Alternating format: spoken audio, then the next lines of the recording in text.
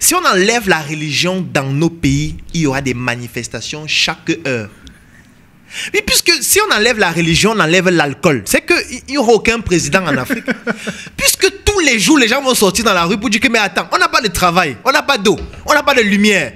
On souffre, nous sommes jeunes, on a fini de fréquenter. Vous avez dit qu'on fréquente, on a pris toutes nos économies, tous nos parents ont pris tout leur argent, ils ont vendu leur terrain pour payer l'école. On finit l'école, on n'arrive pas à travailler. Vous pensez qu'on va faire comment? Donc vous allez manger notre argent comme ça, nous on est là, on est travaille pour on n'a rien, machin. Non, on va seulement tous mourir.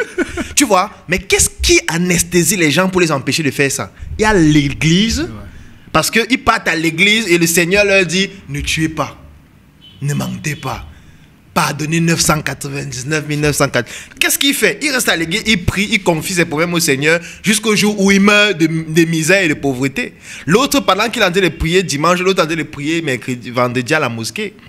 Et quand ils ont fini de prier, qu'est-ce qu'ils font? Ils sortent tous ensemble, ils s'asseyent au bar et ils boivent une bière pour noyer les soucis. Tu vois? Si on enlève la bière et la religion, il n'y a aucun président qui va s'amuser en Afrique parce qu'il va être tué le lendemain s'il s'amuse avec l'argent des gens. Parce que les gens seront conscients que, mon ami, on est en train de souffrir. Il n'y a plus de Dieu. Il n'y a plus de Jésus. Il n'y a pas d'alcool. On est lucide. On n'est plus dans la bière. Sur la chaîne, oui.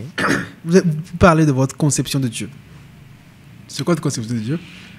Bon, c'est vrai que c'est un peu compliqué d'en parler parce que c'est assez philosophique. Ouais. Parce que je dirais d'abord, c'est quoi Dieu ou c'est qui Dieu?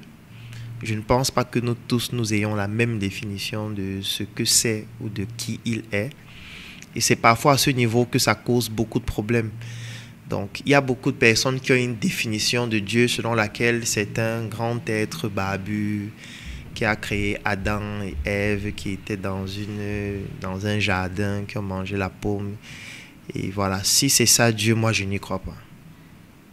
Si c'est celui-là qu'on appelle Dieu, je pense qu'il doit être jugé parce qu'il a causé trop de tort en Afrique. Il doit même être pendu au besoin.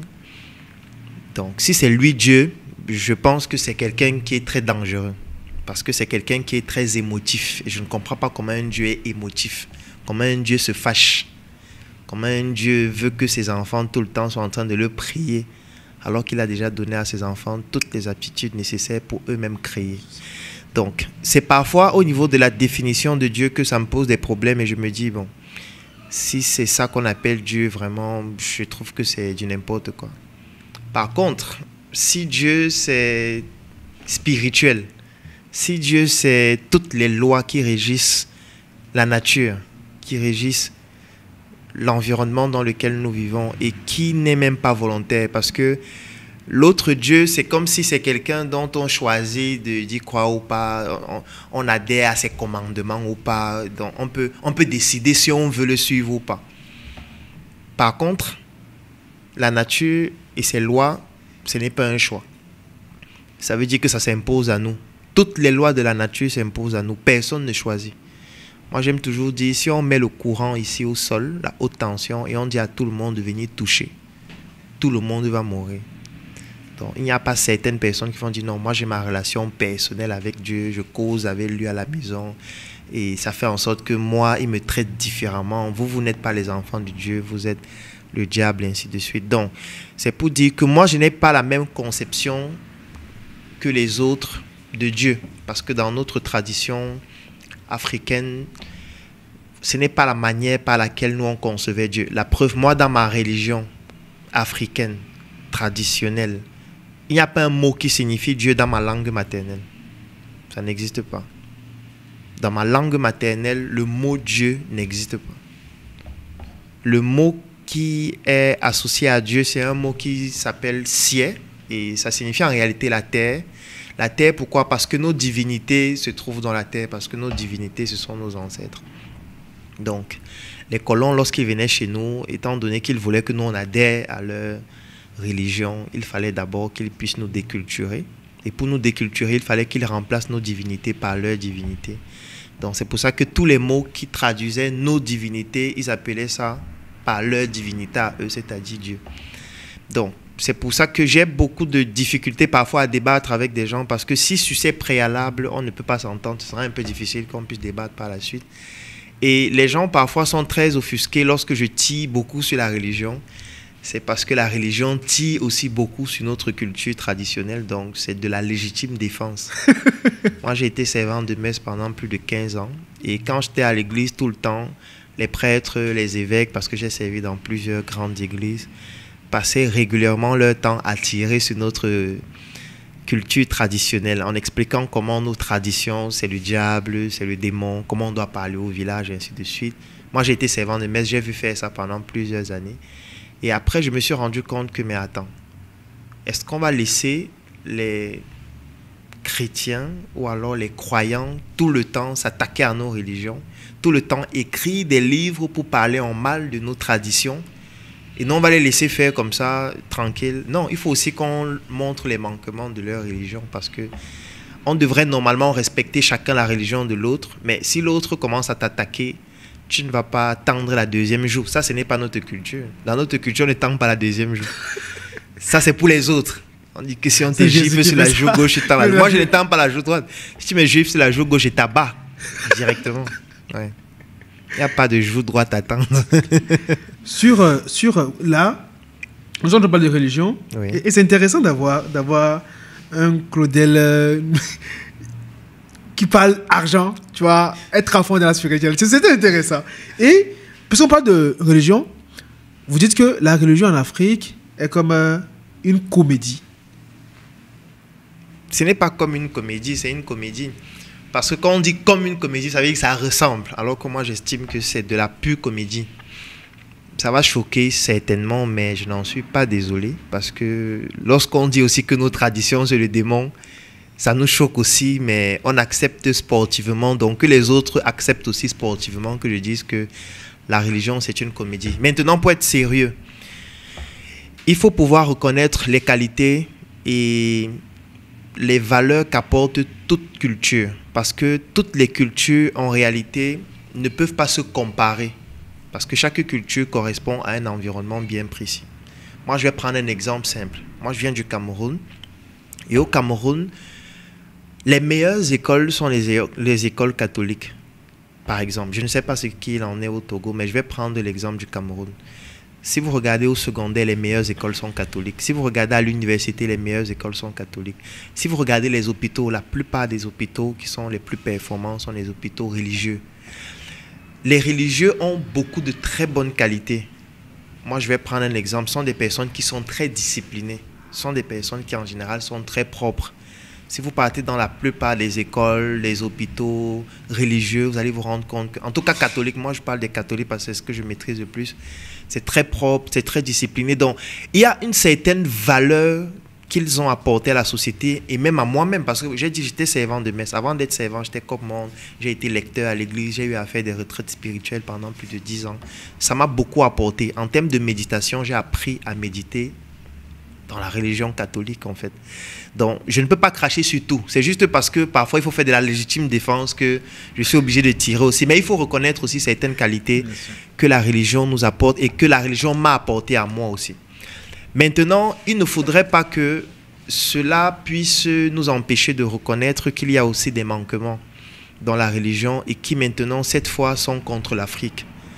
Je vais prendre un exemple. Le fait de ne pas prendre en considération sa propre responsabilité par rapport à ses problèmes et de toujours attribuer ce qui nous arrive à une divinité.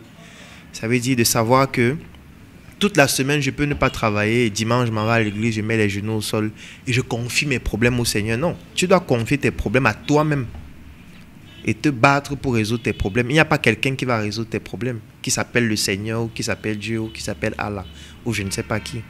Donc, il t'a déjà donné un cerveau, ce qui est largement suffisant. Tu as 2 mains et 2 pieds, même si tu n'en as pas. Il y a des gens qui sont champions du monde sans mains. Donc, c'est pour dire que tu as tout ce qu'il faut pour résoudre tes problèmes et il est inadmissible que tout le temps tu sois en train de commander et de mendier. C'est pour ça que moi, je suis contre les mendiants. Donc, moi, je suis pour le fait que si tu vois un mendiant dans la rue qui a une assiette, s'il y a l'argent à l'intérieur, tu arraches son assiette, tu fais avec. Parce que les mendiants, on doit les éliminer tous. Les mendiants. Parce que je ne comprends pas pourquoi quelqu'un est mendiant. Moi, je ne peux pas me lever très tôt le matin, je ne dors pas la nuit, je travaille comme un fou. Je rentre tard le soir et puis toi, tu es assis au carrefour, tu tends les assiettes. On doit te mettre de l'argent. Non. Si tu vends un produit, je suis prêt à acheter 2 fois le prix, 5 fois le prix, oui. Mais tu ne peux pas tendre juste ta main et tu dis que tu veux de l'argent. Au Cameroun, par exemple, on a mené une enquête, on s'est rendu compte que c'est tout un business. Ça veut dire qu'il y a des parents qui vont dans des pays comme le Niger, qui prennent des enfants dans des familles, qui voyagent avec ces enfants-là pour arriver dans des pays comme le Cameroun, le Tchad, qui mettent ces enfants dans des carrefours et qui sont toujours à distance. Ça veut dire qu'ils suivaient les enfants à distance. Les enfants ont des assiettes, vont devant les voitures, jouent les mendiants, ramassent l'argent. Et puis, à la fin de la journée, les parents prennent l'argent et envoient une partie aux parents de ces enfants-là. C'est un business. Tu vois, donc parfois vous croyez que vous êtes en train d'aider un jeune qui souffre dans la rue, mais en fait, ils sont en train de faire un business, ils sont en train de construire des immeubles, alors que toi tu es en location. Donc, c'est pour dire que parfois, je ne suis pas en train de dire que c'est la religion qui en fait la promotion, mais la religion nous a poussé à remettre la responsabilité de ce qui nous arrive à d'autres personnes. La religion nous a poussé à comprendre qu'on a une relation intime et personnelle avec Dieu, qui nous pousse à devenir parfois violents et condescendants. Si vous regardez sur Internet, lorsque moi je parle par exemple de religion, si vous regardez les commentaires, les personnes qui insultent, les personnes qui te promettent le feu, les personnes qui te promettent de mourir en enfer, ce sont des religieux. Moi je trouve ça dommage. Qui vous donne le droit de juger quelqu'un? Je ne pense pas que vous soyez les avocats de Dieu, ni son garde du corps pour le défendre. Donc, moi, je me rappelle de la Bible où Jésus lavait les pieds des prostituées, où Jésus disait qu'il est venu pour les pécheurs. Si Claudel était un pécheur, qu'est-ce qu'un chrétien doit faire? Il doit prier pour Claudel. Pas l'insulter. Parce que quand tu insultes Claudel, c'est que tu es en train de pécher. Quand tu dis que Claudel va aller en enfer, c'est que tu es en train de le juger. Donc tu prends la place de Dieu. En tant que qui? Toi, tu es qui pour juger? Donc, ça rend les gens radicaux, ça rend des gens fous. Ça fait en sorte que les gens perdent la tête totalement. Et du coup, parfois, je leur dis que c'est même nous qui croyons en Dieu. Et nous, on doit prier pour eux. Parce qu'en fait, ils sont à l'église tous les jours, mais ils sont plus loin de Dieu en étant à l'église. Nous, en étant hors de l'église, on est même peut-être plus proche de leur Dieu.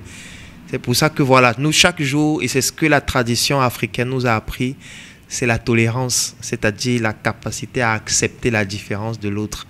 Moi, je travaille tous les jours avec les musulmans, les chrétiens. On peut se châtier parfois en souriant, mais ça n'empêche pas qu'on ait une très belle harmonie. Je ne peux pas aller sur la page du pape. Il fait une vidéo, je viens en commentaire, je dis idiot, feignant, l'église, c'est des conneries. Non, j'accepte sa religion, j'accepte son business, j'accepte qu'il vive dans un palais en or, avec des calices en or, et que voilà, il soit très riche, c'est son business. Mais si lui vient sur ma page, quand je parle de notre tradition africaine, il dit idiot, mais c'est que c'est lui qui a un problème en fait. Donc, je dis toujours que lorsqu'un chrétien voit quelqu'un qui parle mal de la religion et insulte, dénigre, calomnie, ça veut dire que lui-même, il a un propre problème spirituel. Il n'est pas en phase lui-même avec la religion qu'il dit prôner ou alors qu'il dit pratiquer. C'est ce que moi je dis. Moi, je vais continuer de titiller parce que j'estime que je suis un scientifique. Le scientifique, par définition, c'est la remise en question. Aujourd'hui, si on a des micros comme celui-ci, c'est parce qu'il y a eu d'autres micros avant. Et les scientifiques se sont dit, est-ce qu'on ne peut pas améliorer la qualité de ce micro? Et c'est comme ça que la technologie avance, parce qu'on remet en question. On avait des véhicules qui prenaient le carburant. Un jour, les gens se disent, est-ce qu'on ne peut pas avoir un véhicule qui ne prend pas de carburant? On crée des véhicules électriques. La remise en question, c'est la base de la science. Sauf que dans la religion, on ne remet pas en question. Dans la religion, on applique aujourd'hui ce qu'on appliquait il y a 2000 ans. Et moi, je trouve que ça n'a pas de sens. Vous avez servi, vous avez dit tout à l'heure. Oui, oui. À quel moment vous avez décroché? Alors, à quel moment j'ai décroché? En fait, j'ai toujours décroché depuis le début. Je m'explique. Ce n'est pas facile de sortir de la religion. Si vous voyez quelqu'un sortir de la religion, c'est qu'en réalité, au plus profond de lui, il n'y croyait vraiment pas. Mais il n'avait pas encore suffisamment d'arguments pour pouvoir sortir de la religion. Et il se disait, mais si je ne suis plus dans la religion, je vais donc croire en quoi? Donc mieux je continue d'y croire. Moi, j'ai toujours eu des doutes par rapport à ce qu'on faisait à l'église.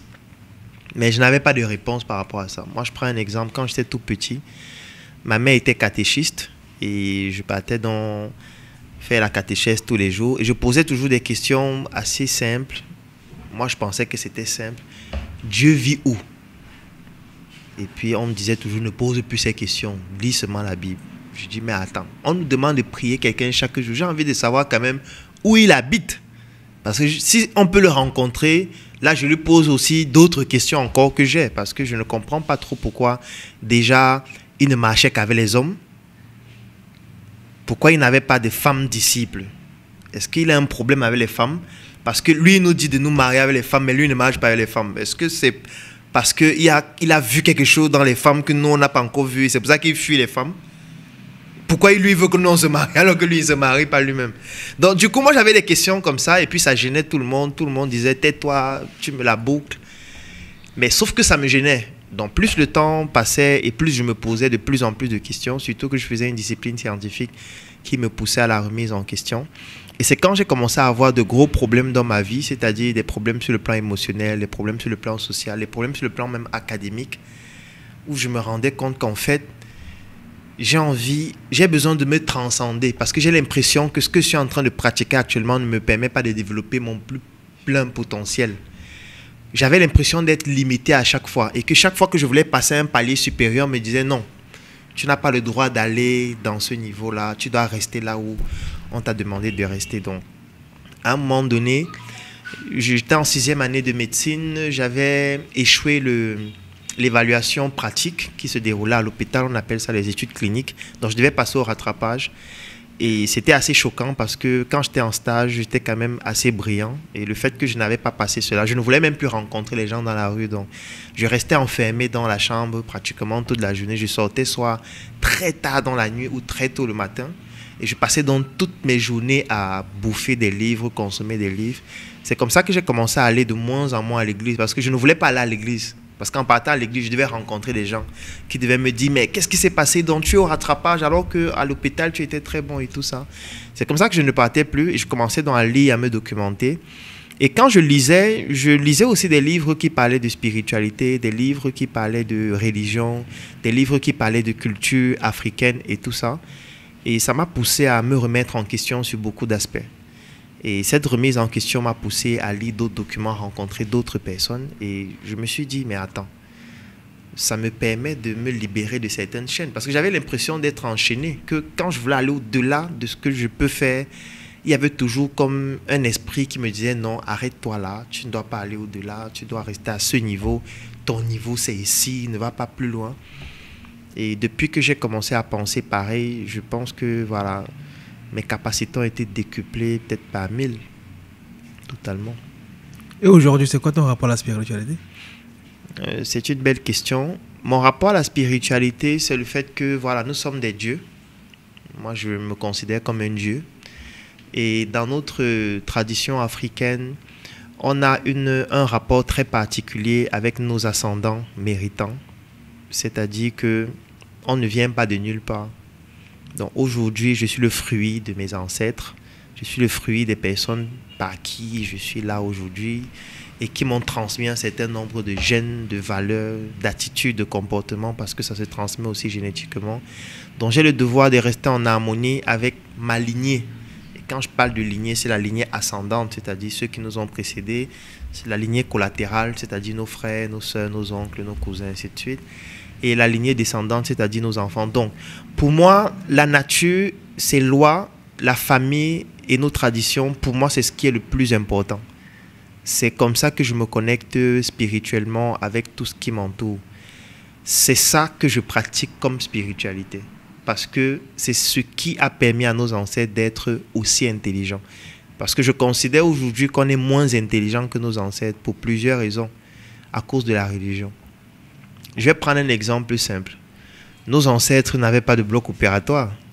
Nos ancêtres se soignaient eux-mêmes. Nos ancêtres créaient des menus. Aujourd'hui, les nourritures qu'on mange, la plupart proviennent de nos ancêtres. Combien de nouveaux menus on a créés? En fait, on crée de moins en moins parce qu'on est de moins en moins connecté à la nature. Nos ancêtres pratiquaient une spiritualité selon laquelle on est connecté à la nature. Et quand on est connecté à la nature, ça veut dire qu'on doit se connaître soi-même parce qu'on fait partie de l'écosystème de la nature. Donc, nos ancêtres se connaissaient d'abord eux-mêmes et ils essayaient de connaître la nature, de comprendre comment la nature fonctionne pour savoir comment est-ce qu'on reste en harmonie avec la nature. Donc, c'est comme ça qu'ils apprenaient sur les plantes. Ils apprenaient sur l'eau, ils apprenaient sur le feu, ils apprenaient sur tout ce qui se passe dans la nature et ils savaient donc utiliser ce qu'on retrouve dans la nature, soit pour se soigner, soit pour développer leur performance, soit pour augmenter leur aura, soit pour améliorer leur manière de cultiver, ainsi de suite. Nous, aujourd'hui, on s'est coupé de la nature et on s'est donné à Dieu. Ça veut dire qu'on ne réfléchit plus. Dès qu'on a un problème, on confie au Seigneur, on attend qu'il apporte la solution. Nos ancêtres ne faisaient pas ça. Nos ancêtres se disaient, si j'ai un problème, il y a forcément la solution dans la nature. Et du coup, ils partaient dans la nature chercher la solution. Ils créaient des médicaments. Ils créaient des potions qu'on utilisait chez les enfants. Nos ancêtres avaient des solutions à pratiquement tout. Aujourd'hui, on est en train de pratiquement tout perdre parce que cette transmission-là se faisait sur le plan culturel, en commençant par nos langues, parce que la langue, c'est l'expansion d'une culture. C'est pour ça qu'il y a des mots dans certaines langues qu'on ne peut pas traduire dans d'autres langues. Parce qu'une culture, en fait, a des mécanismes de pensée dont la langue est l'un de ces mécanismes-là. J'aime toujours prendre cet exemple. Dans ma langue, il n'y a pas un mot qui veut dire la fenêtre. Parce que dans nos modes de pensée ancestraux, on ne construisait pas les maisons avec la fenêtre. Sauf que ça doit être mis à jour, en fait. Mais pour mettre à jour quelque chose, il faut d'abord comprendre comment ça fonctionne afin de pouvoir adapter et pouvoir mettre en place de nouveaux mécanismes de pensée qui s'adaptent à notre environnement actuel. Donc aujourd'hui, on crée moins parce qu'on est plus connecté spirituellement à notre culture et à nos traditions. Les autres sont plus avancés que nous parce qu'eux, ils travaillent sur leur culture, ils travaillent sur leur tradition. Je peux prendre l'exemple du peuple chinois, je peux prendre l'exemple du peuple indien, je peux prendre l'exemple du peuple japonais. Tous ces peuples-là se développent parce que leur socle, c'est leur culture. Dans la culture, dont ils puisent des ingrédients qui leur permettent d'être plus créatifs. Nous, qu'est-ce que nous on fait? Nous, on a adopté une culture dans laquelle, quand tu as un problème, tu confies au Seigneur. Tu confies à Allah. Et quand tu confies à Allah, ça veut dire que tu ne travailles pas. Ça veut dire que tu ne réfléchis plus, puisque c'est Allah qui va résoudre le problème. Quand tu as un problème, tu lis cette sourate, et puis tu te couches, tu attends, et Allah va résoudre le problème. Si c'est comme ça, c'est que... En tout cas, si je vais plus loin, peut-être on va bloquer la vidéo en ligne. Mais je trouve que ça nous rend beaucoup plus faibles. Je peux te tutoyer? Bien sûr. D'accord. Tu vois, tu dis tout ça, mais je pense que la culture importée en Afrique, c'est vraiment intimement lié à la colonisation. Et je pense que c'est une blessure particulière qui ne va pas cicatriser aussi vite. Peut-être jamais. Ah ouais. Peut-être jamais. Oui. Et même avec la prise de conscience, moi je trouve que les Blancs, ils sont quand même forts. Non, forts dans le contexte. Ils savent comment s'y prendre pour faire adopter leur culture à d'autres personnes. Et c'est ce qui se fait aujourd'hui en Afrique. Tout le monde, même nos familles, vous avez servi, vous voyez ce que je veux dire. Il vous a fallu un temps pour comprendre que ce n'est pas ce que vous avez fait. Et c'est tellement ancré dans nos éducations que c'est incroyable. En fait, c'est intimement lié à l'éducation, tellement que c'est normal d'aller à l'église. C'est normal de confier. Si tu ne confies pas à Dieu, non. En fait, je vais même dire qu'ils sont intelligents. Bon, tout le monde est intelligent. Donc, du coup, je peux accepter cet argument-là. Mais il faut revenir sur le plan historique. Qu'est-ce qui s'est passé pour que nous, on adopte leur culture? C'est toujours important de savoir ce qui s'est passé. Je tiens à préciser que les Africains ont subi 400 ans d'esclavage chrétien. Je n'ai pas envie de parler de l'esclavage des musulmans qui a duré plus de 1000 ans. Les Africains ont subi la colonisation. Et quand je parle d'esclavage, je ne sais pas si les gens réalisent exactement ce que ça veut dire. Ça veut dire quoi? Ça veut dire qu'on arrive ici au Togo. On sélectionne les Togolais les plus forts, les plus valeureux. Peut-être 1000 Togolais. On les met dans un bateau. Et dans ce bateau-là, ce n'est pas que chacun a sa chambre. Ça veut dire que c'est un espace dans le bateau où on met 1000 personnes. On ferme. Le bateau-là va voyager pendant 3 mois, parfois 6 mois. Dans cet endroit-là où ils sont, il n'y a pas de toilette. Ils ne se lavent pas. Ils ne vont pas manger. On va leur jeter la nourriture de temps en temps. Ça veut dire que quand ils vont arriver, par exemple aux États-Unis ou je ne sais pas où, sur les 1000, il y aura peut-être 600 qui sont morts pendant le voyage. Et quand ils meurent là, ils vont rester avec les autres qui sont vivants. Ils vont pourrir. ils font leurs déchets sur place, tout pendant les 3 mois ou les 6 mois. Quand ils arrivent, ceux qui sont restés vivants, on va estimer que c'est eux les plus valeureux. Et maintenant, eux, ils vont aller dans les plantations de canne à sucre. Et dans ces plantations-là, ils vont cultiver nus, on va les fouetter, on va les torturer, on va leur imposer de se comporter d'une certaine façon, de prier certaines divinités. Ça a été fait avec une violence dont vous n'imaginez même pas le degré. En fait, cette violence a été tellement profonde que ça a été inscrite dans nos gènes. Ça veut dire qu'on naît avec les séquelles de cette violence-là. Je ne veux pas parler de la colonisation et de tout le reste qui a été tout aussi violent. Parce que avant que les militaires n'arrivaient dans nos pays, ou alors les gendarmes, ou tout ce que vous voulez, l'armée, on envoyait les missionnaires avant. Les missionnaires venaient préparer le terrain de l'armée. Et qu'est-ce que les missionnaires venaient faire? Ils ne venaient pas nous chatouiller dans les oreilles que « Est-ce que tu sais que Jésus t'aime ?» Donc, on te faisait comprendre que Jésus t'aime avec la machette chauffée. Si tu ne veux pas croire que Jésus t'aime, on te coupe un bras pour te rappeler que Jésus t'aime. Vous vous rendez compte que pour que tu crois en Jésus qui t'aime, on doit te couper un bras, on doit te pendre, on doit t'accrocher sur une corde avec les mains et les pieds pour que ceux qui ne croient pas que Jésus les aime comprennent que s'ils n'acceptent pas que Jésus les aime, on va les pendre aussi. C'est quel Jésus qui nous aime ou pour l'aimer, on doit nous pendre, on doit nous tuer? Donc, à un moment donné, cette violence-là fait en sorte que nos ancêtres ont compris que, attention, si on ne croit pas en cette affaire-là, ils vont tous nous tuer. Moi, je prends l'exemple de mon village au Cameroun, à l'ouest, où les Français versaient du napalm sur nos villages. Il y a des villages à l'ouest du Cameroun qui ont été totalement détruits à cause du napalm. Le napalm, c'est de l'acide. Ça veut dire que, étant donné qu'on est un peuple qui vit dans les montagnes, c'est pour ça qu'on nous appelle les grassfields, et que aller sur le terrain, c'était plus difficile pour eux parce que nous, on est dans les montagnes, on avait la possibilité de pouvoir les voir venir à distance. Qu'est-ce qu'eux, ils faisaient? Ils venaient avec des avions et ils versaient de l'acide sur des villages. Au Cameroun, c'est plus de 200 000 personnes qui sont décédées combattant cette violence sur le plan culturel qu'ils nous imposaient et qui commençait par les religieux. Est-ce que vous vous rendez compte que la confession était utilisée pour tuer des gens? Ça veut dire que le prêtre venait, il fait sa messe, et puis à la fin, il dit que ceux qui ont péché, venez vous confesser, le Seigneur va vous bénir. Et quand vous venez pendant la confession, ce que vous dites, quelques heures après, l'armée vient vous arrêter et on vous tue. Pour la gloire du Seigneur, vraiment, moi, je ne sais pas si les gens réalisent à quel point ça a été aussi violent. Les Africains ont colonisé quel pays? L'Afrique a colonisé quel pays en tuant des gens? L'Afrique n'a pas... En fait, notre culture prône tellement la paix au point où je ne comprends pas comment on peut aller adopter des cultures qui prônent autant la violence. Vous vous rendez compte d'Israël qui tue depuis plus de 50 ans au nom de Dieu? Moi, je ne sais pas si les gens réalisent ce que ça veut dire. Ça veut dire que chaque jour, il y a des enfants que Israël tue au nom de Dieu. En disant qu'ils sont le peuple élu de Dieu. Je ne sais pas quand les élections se sont déroulées.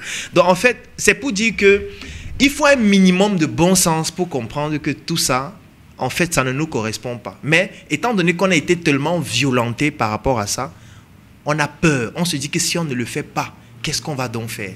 Si on ne le fait pas, peut-être il y aura encore la torture, peut-être il y aura encore beaucoup d'autres choses. Mais ce qui est même encore plus grave, c'est qu'aujourd'hui, la situation sociale et économique de nos pays s'est dégradée. Ce qui fait que personne ne veut se rendre compte qu'il est aussi l'un des responsables de ces problèmes. Parce que tu te lèves le matin, tu n'as rien à manger. Tu n'as pas de travail.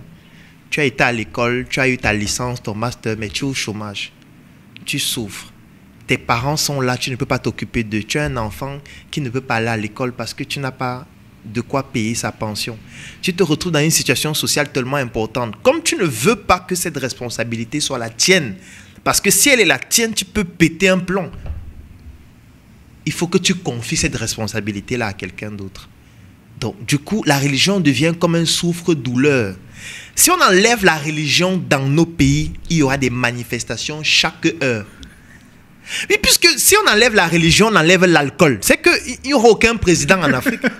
Puisque tous les jours, les gens vont sortir dans la rue pour dire que, mais attends, on n'a pas de travail, on n'a pas d'eau, on n'a pas de lumière, On souffre. Nous sommes jeunes. On a fini de fréquenter. Vous avez dit qu'on fréquente. On a pris toutes nos économies. Tous nos parents ont pris tout leur argent. Ils ont vendu leur terrain pour payer l'école. On finit l'école. On n'arrive pas à travailler. Vous pensez qu'on va faire comment? Donc vous allez manger notre argent comme ça. Nous, on est là. On est travaille pour on a rien, machin. Non, on va seulement tous mourir.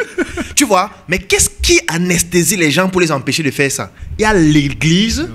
Parce qu'ils partent à l'église et le Seigneur leur dit, ne tuez pas. Ne mentez pas. Pardonnez 999 904. Qu'est-ce qu'il fait? Il reste à l'église, il prie, il confie ses problèmes au Seigneur jusqu'au jour où il meurt de misère et de pauvreté. L'autre, pendant qu'il est en train de prier dimanche, l'autre en train de prier mercredi, vendredi à la mosquée. Et quand ils ont fini de prier, qu'est-ce qu'ils font? Ils sortent tous ensemble, ils s'asseyent au bar et ils boivent une bière pour noyer les soucis. Tu vois, si on enlève la bière et la religion, il n'y a aucun président qui va s'amuser en Afrique parce qu'il va être tué le lendemain s'il s'amuse avec l'argent des gens. Parce que les gens seront conscients que, mon ami, on est en train de souffrir. Il n'y a plus de Dieu. Il n'y a plus de Jésus. Il n'y a pas d'alcool. On est lucide. On n'est plus dans la bière. Tu vois. C'est pour ça que les premières industries qu'on a installées en Afrique étaient les industries brassicoles et les industries de cigarettes parce qu'il fallait noyer il fallait noyer la conscience des gens. Parce que c'est ce qui a été utilisé en Chine, ce qu'on a appelé la guerre de l'opium. Il y en a même eu 2. Parce que quand les Occidentaux ont commencé avec la révolution industrielle, ils se déplaçaient avec les nouveaux moyens technologiques. Ils sont arrivés en Chine, ils se sont rendus compte que les Chinois sont très avancés technologiquement. Et ils ont compris que les Chinois ont quelque chose qu'eux, ils n'ont pas. C'est que les Chinois ne croient pas en Dieu. Les Chinois avaient basé leur développement sur leur culture. Et pour pouvoir faire en sorte que les Chinois arrêtent de progresser de manière aussi rapide, ils ont fait une guerre aux Chinois qu'on appelait la guerre de l'opium. On utilise des termes barbares pour ne pas expliquer ce que ça veut dire. La guerre de l'opium, ça veut dire qu'on vient chez vous. On se rend compte que vous êtes très intelligent. Pour que vous ne puissiez plus continuer à être très intelligent, on vous vend la drogue. Et quand on sait que vous allez vous droguer, vous n'allez plus pouvoir être aussi performant. Vous allez devenir tous fous et mourir. C'est ce qu'ils ont fait en Chine et ça a fonctionné. Ils ont appliqué la même chose en Afrique. La preuve, si vous regardez la plupart des pays d'Afrique francophone, quelles sont les entreprises qui contribuent le plus au PIB? Les 2 premières en général, vous allez toujours voir une entreprise de brassicole. Ça veut dire que nous sommes noyés dans l'alcool. Quand vous allez sortir dans tous les quartiers, il y a au moins 2 églises. Dans tous les quartiers. C'est clair. Tu vois, avant c'était juste les catholiques, après il y a eu les protestants, après il y a eu les musulmans. Mais maintenant c'est grave. Jésus sauve et guérit. Jésus va venir demain. Jésus... On ne peut pas se développer comme ça, ce n'est pas possible. On est dans de l'illusion, on est dans une comédie. Mais c'est bien pour les politiques, parce que tant que ça reste comme ça, les politiques peuvent rester là 800 ans. Oui, parce que nous, on ne va jamais voir que la responsabilité de nos problèmes, c'est d'abord 1, nous-mêmes, et 2, ceux qui nous dirigent. Donc, comme on ne va pas vouloir considérer que c'est nous-mêmes, puisqu'on a déjà confié au Seigneur, ceux qui nous dirigent, on a peur, on va boire la bière, et puis qu'est-ce qui va se passer? Ce qui va se passer, c'est qu'on ne va jamais se développer. Jamais.